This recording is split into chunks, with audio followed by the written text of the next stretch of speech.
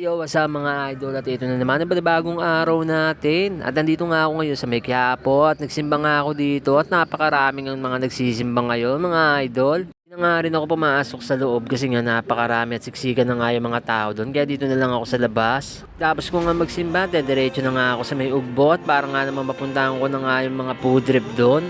Siyempre, pupunta ko nga rin yung legend na kainan dun sa may ugbo, yung Prados Lechon, at para nga matikman ko nga rin yung mga pagkain nila.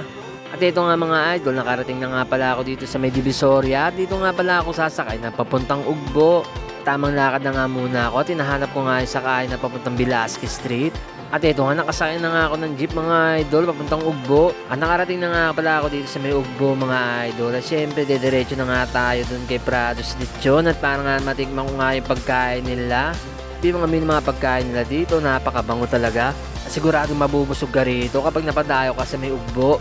Sa paglilibot ko nga dito sa may ugbo, grabe yung mga paninda nila rito, napakadami. At iba-iba nga talaga yung mga pagkain dito. Siguradong hindi ka magsasawa sa mga makikita mo.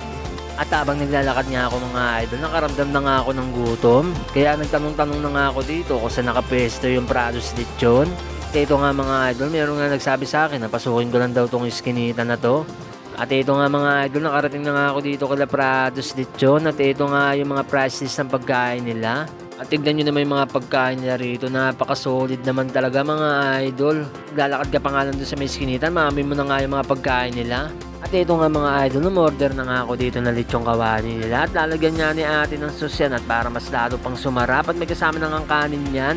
At syempre hindi mawawala yung sabaw ng tumbong nila rito mga idol. At syempre umorder na nga rin pala ako na itong lumpiang Shanghai nila. Ito nga rin yung bestseller nila dito na lumpiang Shanghai. Talagang 50 pesos lang to mga idol. Siyempre, ano pa bang hinihintay ko? Titingnan ko na nga itong pagkain nila Prados. Grabe nga yung sarap ng pagkain nila dito mga idol. Totoo nga yung mga nababalitaan ko. Napakasarap nga ng pagkain nila rito. At nung natikman ko nga itong lechong kawali nila, grabe, ang lutong ng balat. Tapos yung karne napakalambot. Tapos yung nilagay ni ate na sa may lechong kawali, napakasarap din. Yung lumpiang Shanghai nila rito mga idol, napakasarap din talaga ng lasa.